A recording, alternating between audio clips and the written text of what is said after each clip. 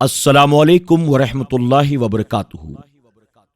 میرے پیارے آقا علیہ الصلاۃ والتسلیم کے پیارے دیوانوں، خاتون جنت حضرت فاطمۃ الزہرا رضی اللہ تعالی عنہا کی کنیزوں، تذکرۃ الانبیاء اس کتاب کے چوتھے درس میں آپ تمام کا استقبال ہے۔ الصلاۃ والسلام علیک یا رسول اللہ، الصلاۃ والسلام علیک یا حبیب اللہ، الصلاۃ والسلام علیک یا نبی اللہ، وعلی آلک واصحابک یا نور اللہ، صلی اللہ تعالی علیہ وسلم۔ میرے پیارے آقا علیہ الصلاۃ والتسلیم کے پیارے دیوانوں، خاتون جنت حضرت فاطمۃ الزہرا رضی اللہ تعالی عنہا کی کنیزوں، اب تک ہم نے یہ سنا کہ اللہ رب العزت نے قرآن مقدس میں انبیاء علیہم السلام، ان کے نیک امتیوں اور جن قوموں پر اللہ نے اپنا عذاب نازل کیا، ان کا ذکر کیوں کر فرمایا ہے۔ اسی کے ساتھ کل کے درس میں ہم نے سنا کہ نبی کسے کہتے ہیں، رسول کسے کہتے ہیں، قرآن مقدس میں کتنے نبیوں کے نام آئے ہیں، کتنوں کے احوال بھی آئے ہیں، اور کتنے ہیں جن کے صرف احوال ہیں، نام نہیں، اور کتنے ہیں جن کے صرف نام ہیں، احوال نہیں۔ اسی کے ساتھ معجزہ کسے کہتے ہیں، وحی کسے کہتے ہیں، آسمانی کتابیں کتنی ہیں، ہم نے اس کے بارے میں بہت ساری باتیں کل کے درس میں سماعت کی۔ آپ میں سے کسی نے اگر ہمارا کل کا درس نہیں سنا تو میری ادباً گزارش ہے کہ آپ کل کے درس کو یعنی تیسرے درس کو ضرور سماعت کریں۔ اب آئیے درس کا آغاز کرتے ہیں۔ آج سب سے پہلے ذکر ہوگا حضرت آدم علیہ السلام کا۔ اللہ تعالیٰ کا فرشتوں سے مشورہ۔ اللہ تعالیٰ نے حضرت آدم علیہ السلام کی تخلیق سے پہلے فرشتوں سے مشورہ کیا۔ مفہوم۔ اور یاد کیجئے جب آپ کے رب نے فرشتوں سے فرمایا، بے شک میں بنانے والا ہوں زمین پر اپنا نائب۔ سورہ بقرہ۔ مشورہ کرنے کی حکمت۔ اللہ تعالیٰ کا فرشتوں سے فرمانا کہ میں زمین میں خلیفہ بنانے والا ہوں، معاذ اللہ ان سے اجازت طلب کرنا مقصود نہیں تھا، بلکہ صرف مشورہ طلب کرنا تھا، اور وہ بھی احتیاجی یا لا علمی کی وجہ سے نہیں، کیونکہ اللہ تعالیٰ کسی امر میں کسی کا محتاج نہیں، بلکہ مشورہ طلب کرنے میں حکمت یہ تھی کہ اس میں فرشتوں اور خلیفہ کا اکرام پایا جائے، کیونکہ رب تعالیٰ کا فرشتوں سے مشورہ طلب کرنے میں فرشتوں کی عظمت شان واضح ہوتی ہے، اور خلیفہ کے متعلق مشورہ کرنے سے خلیفہ کی عظمت بھی واضح ہوتی ہے کہ اس کی تخلیق سے پہلے ہی اس کا نورانی مخلوق میں ذکر ہو رہا ہے۔ حدیث مرفوع۔ بے شک میرے رب نے میری امت کے بارے میں مجھ سے مشورہ طلب فرمایا۔ یہ مشورہ طلب کرنا بھی اسی حکمت کے پیش نظر تھا کہ اس میں حضور اکرم صلی اللہ علیہ وسلم اور آپ کی امت کی عزت افزائی ہو۔ اللہ تعالیٰ نے اپنی لا علمی یا احتیاجی کے طور پر معاذ اللہ نبی کریم صلی اللہ علیہ وسلم سے مشورہ نہیں کیا۔ اسی طرح اللہ تعالیٰ نے رسول اللہ صلی اللہ علیہ وسلم کو حکم فرمایا، آپ ان سے امور میں مشورہ کریں۔ یہاں صحابہ اکرام سے مشورہ کرنے کا حکم اس لیے نہیں دیا گیا کہ آپ صحابہ اکرام کے مشورے کے محتاج تھے، بلکہ صحابہ اکرام کی عزت افزائی کے لیے مشورے کا حکم دیا گیا، اور اس وجہ سے بھی کہ اللہ تعالیٰ نے فرشتوں سے مشورہ کیا اور نبی کریم صلی اللہ علیہ وسلم کو صحابہ اکرام سے مشورہ کرنے کا حکم دیا کہ لوگ اس سے سبق حاصل کریں اور اپنے معاملات میں ایک دوسرے سے مشورہ کیا کریں۔ اعتراض: خلیفہ کا مطلب ہے پیچھے آنے والا، اور نائب خلیفہ کی ضرورت اس وقت درپیش آتی ہے جب اصل خود اپنے کام کرنے سے عاجز ہو۔ اصل کا عاجز ہونا یا اس کی موت کی وجہ سے ہوتا ہے یا اس کے غائب ہونے کی وجہ سے ہوتا ہے یا مرض، تھکان وغیرہ کی وجہ سے۔ ان تمام معنی کے لحاظ سے اللہ تعالیٰ کا خلیفہ بنانا درست نہیں۔ وہ حی لا یموت ہے، ہمیشہ ہمیشہ کے لیے زندہ ہے، اس پر موت کے وقوع کا تصور کرنا بھی محال ہے۔ وہ شہ رگ سے بھی زیادہ قریب ہے، وہ کہیں دور چلا جائے، غائب ہو جائے، یہ ہونا ناممکن ہے۔ وہ مریض ہو جائے، تھک جائے، عاجز ہو جائے، یہ بھی ناممکن ہے۔ اللہ تعالیٰ کے خلیفہ بنانے کا کیا مطلب ہے؟ جواب: یہاں خلیفہ کا معنی پیچھے آنے والا نہیں بلکہ نائب ہے، یعنی اللہ کا نائب ہو کر زمین و آسمان کی اشیاء میں تصرف کرنے والا ہو۔ نائب بنانے کی ضرورت بھی اللہ تعالیٰ کو نہیں تھی، وہ محتاج نہیں، بلکہ جن کی طرف خلیفہ بنانا تھا انہیں محتاجی تھی، اس لیے کہ انسان بہت زیادہ کدورتیں اور ظلمات جسمانیہ رکھتے ہیں اور اللہ تعالیٰ بہت مقدس ہے۔ فیض لینے والے اور فیض دینے والے میں کوئی مناسبت ہونی چاہیے۔ جب مخلوق میں اور اللہ تعالیٰ میں کوئی مناسبت نہیں، مخلوق کو وجود میں لانا بھی رب تعالیٰ کی مشیت تھی، تو اللہ تعالیٰ نے مخلوق کے پیدا فرمانے سے پہلے ہی ان کے فیض لینے کا یہ اہتمام کیا کہ انبیاء اکرام علیہم السلام کو واسطہ بنایا، جو اپنی نورانیت کی وجہ سے اللہ تعالیٰ سے فیض لے کر اپنی بشیرت کے وصف کی وجہ سے انسانوں تک وہ فیض پہنچا دیں۔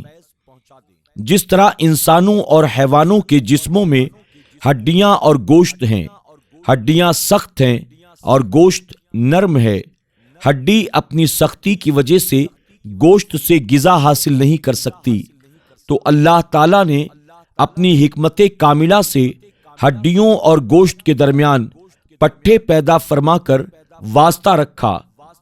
پٹھے اپنے نرم حصے سے گوشت سے غذا حاصل کرتے ہیں اور اسے سخت حصے سے ہڈی کو غذا پہنچاتے ہیں۔ نقطہ: اللہ تعالیٰ نے حضرت آدم علیہ السلام کو خلیفہ بنانے کے متعلق جو مشورہ کیا، اس سے مراد صرف آدم علیہ السلام نہیں اور آپ کی تمام اولاد بھی مراد نہیں، بلکہ آدم علیہ السلام اور آپ کی اولاد سے بعض حضرات جو اس خلافت کے منصب کے اہل ہوں گے، یہ سب مراد ہیں۔ اور وہ افراد آدم علیہ السلام کی اولاد میں حضرت محمد صلی اللہ علیہ وسلم تک پیدا ہونے والے تمام انبیاء اور رسول ہیں۔ انبیاء اکرام علیہم السلام تمام کے تمام فردن فردن معصوم ہیں، لیکن صدیقین، اولیاء، صالحین فردن فردن معصوم نہیں، البتہ اجتماعی طور پر خطا سے محفوظ ہیں۔ یہی وجہ ہے کہ ان حضرات کا اجتماعی فیصلہ امت کو قبول کرنا لازم ہو جاتا ہے۔ جب یہ ثابت ہوا کہ خلافت کا حقدار وہ ہے جس میں یہ استعداد پائی جائے، تو خود واضح ہوا کہ عورت کی فطرت سلیمہ اور طبیعت مستقیمہ اس قابل نہیں کہ جمعہ یا باقی نمازوں کی امامت یا خلافت یعنی حاکمیت اس کے سپرد کی جائے۔ عورت اپنی فطرتی اور طبعی کمزوری کی وجہ سے یہ کام سر انجام نہیں دے سکتی۔ خلیفہ بنانے کا مقصد ہی تھا کہ اللہ تعالیٰ کے احکام مخلوق تک پہنچائے اور رب تعالیٰ کے اوامر و نواہی کا نظام جاری کرے۔ مسلمانوں کی اکثریت جب اس نظام کو چاہنے والی ہو تو امت مسلمہ کا کفار پر غلبہ رہتا ہے، لیکن یہ اسی وقت ہوتا ہے جب مسلمان اپنے ایمان و اعمال میں کامل ہو۔ کامل ایمان کا معیار یہ ہے کہ اللہ تعالی اور رسول اللہ صلی اللہ علیہ وسلم کی محبت تمام محبتوں پر غالب ہو اور اللہ کی راہ میں موت کی تمنا کامل اور غالب ہو۔ مسلمانوں کی جبوں حالی کی وجہ۔ خلافت راشدہ عدلیہ کے بعد مسلمانوں پر دنیا کی محبت غالب آ گئی۔ اللہ اور اس کے رسول صلی اللہ علیہ وسلم کی محبت ان کے دلوں میں راسخ نہ رہی۔ دنیا کی محبت کی وجہ سے موت سے ان کے دلوں میں کراہت پیدا ہو گئی اور اللہ کی راہ میں جان دینے کا جذبہ کامل نہ رہا، جس کی وجہ سے امت مسلمہ بدحالی کا شکار ہو گئی، غیروں پر اس کو غالب رہنے کی نعمت سے محروم کر دیا گیا۔ سنن ابو داؤد اور بہقی کی حدیث میں امت مسلمہ کی اس بدحالی کا ذکر نہایت ہی المناک صورت میں وارد ہے۔ حضرت صوبان سے روایت ہے کہ رسول اللہ صلی اللہ علیہ وسلم نے ارشاد فرمایا، اے مسلمانوں، قریب ہے کہ کافروں کی جماعتیں تم پر حملہ آور ہونے کے لیے اس طرح ایک دوسرے کو بلائیں گی جیسے کسی پیالے میں کھانا رکھا ہو اور اسے کھانے کے لیے ہر طرف سے لوگوں کو بلایا جائے۔ صحابہ کرام نے عرض کیا، یا رسول اللہ صلی اللہ علیہ وسلم، کیا اس وقت ہم قلیل ہوں گے؟ فرمایا، نہیں، تم اس وقت بہت کثیر تعداد میں ہوں گے، لیکن تم اس وقت سیلاب کے جھاگ اور اس کے خس اور خاشاک کی طرح ہوں گے، یعنی ایمانی قوت و شجاعت تم میں باقی نہ رہے گی۔ اللہ تعالیٰ تمہاری ہیبت اور تمہارا رعب دشمنوں کے دل سے نکال دے گا اور تمہارے دلوں میں بزدلی اور کمزوری پیدا کر دے گا۔ صحابہ کرام نے عرض کیا، حضور، بزدلی اور کمزوری کا سبب کیا ہوگا؟ حضور اکرم صلی اللہ علیہ وسلم نے فرمایا، دنیا کی محبت اور موت کی کراہت۔ ظاہر ہے کہ جو شخص دنیا سے محبت کرے گا، موت اسے ناپسند ہوگی۔ عرصہ دراز سے مسلمان اسی بدحالی میں مبتلا ہے اور موجودہ دور میں یہ بدحالی ایسی خوفناک صورت اختیار کر گئی ہے کہ اس کے نتائج کے تصور سے بھی دل لرز جاتا ہے۔ خیال رہے کہ ہر دور میں نیک لوگ اصحاب علم و تقوی رہے ہیں، انہی کے دم قدم سے نظام دنیا چل رہا ہے اور دنیا کی بقا ہے، لیکن اکثریت جب گناہوں میں مبتلا ہو جاتی ہے تو کم تعداد میں نیک لوگ بھی ہلاکت کی زد میں آ جاتے ہیں، اگرچہ وہ ہلاکت ان کے لیے عذاب نہیں ہوتی، جیسا کہ حدیث شریف میں وارد ہے۔ یعنی جب اللہ تعالی کسی قوم پر عذاب بھیجتا ہے تو نیک و بد سبھی اس میں ہلاک ہو جاتے ہیں، پھر جب وہ اٹھائے جائیں گے تو ہر ایک کا اٹھایا جانا اس کے اچھے یا برے اعمال کے مطابق ہوگا۔ بخاری شریف۔ مسلمان اگر اپنی عظمت رفتہ کو حاصل کرنا چاہتے ہیں اور ان کی تمنا یہ ہے کہ وہ کافروں پر غالب آ جائیں، تو اس کا واحد حل یہی ہے کہ تمام مسلمان مجموعی طور پر کامل ایمان رکھیں، اللہ تعالی اور اس کے رسول صلی اللہ علیہ وسلم کی محبت پر کسی اور چیز کو ترجیح نہ دیں۔ اسی محبت اور کامل ایمان کی وجہ سے جذبہ جہاد اور شوق شہادت پیدا کریں، تو کوئی وجہ نہیں کہ مسلمان اپنی اس عظمت دور رفتہ کو حاصل نہ کر لیں جو صحابہ اکرام کے دور میں کفار پر مسلمانوں کو حاصل تھی۔ مسلمانوں کی ہیبت سے کفار کے اعضاء پر کپ کپی طاری ہو جایا کرتی تھی۔ میرے پیارے آقا علیہ الصلوۃ والتسلیم کے پیارے دیوانوں، خاتون جنت حضرت فاطمۃ الزہرا رضی اللہ تعالی عنہا کی کنیزوں، آج کے درس میں ہم نے اس بات کو سمجھنے کی کوشش کی کہ اللہ رب العزت نے آدم علیہ السلام کی پیدائش سے پہلے فرشتوں سے مشورہ کیوں کیا اور حضور اکرم صلی اللہ علیہ وسلم کو تمام کاموں سے پہلے صحابہ سے مشورہ کرنے کا حکم کیوں کر دیا۔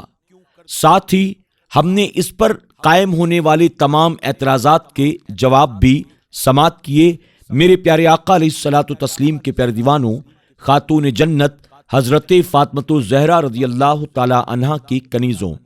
تذکرۃ الانبیاء، آپ اس کتاب کے درس کو اگر ترتیب وار سنیں گے تو آپ یہ دیکھیں گے کہ صاحب کتاب نے جگہ جگہ پر انبیاء کے تذکرے کے ساتھ ان پر ہونے والے تمام طرح کے اعتراضات کے جوابات بھی دیے ہیں۔ یعنی اس کتاب کے درس کو سننے کے بعد ایمان و عقیدہ مضبوط ہوگا، باطل عقائد والوں کے اعتراضات کے جوابات ہمیں ملیں گے، اور ساتھ ہی انبیاء کی زندگی کو سن کر ہمیں اور آپ کو اپنی دنیا اور آخرت کو سنوارنے کا بھی موقع ملے گا۔ آپ تمام سے گزارش ہے کہ آپ شروع سے آخر تک ہمارے ساتھ پابندی سے بنے رہیں، اور اس درس کو اپنے دوست احباب کے ساتھ بھی ضرور شیئر کرنے کی کوشش کریں۔ کمنٹ باکس میں ہماری حوصلہ افزائی کے لیے کمنٹ کریں، لائک کریں، اور اس کار خیر کا حصہ ضرور بنیں۔ اللہ ہم سب کو مل جل کر دین و سنیت کی خدمت کی توفیق عطا فرمائے۔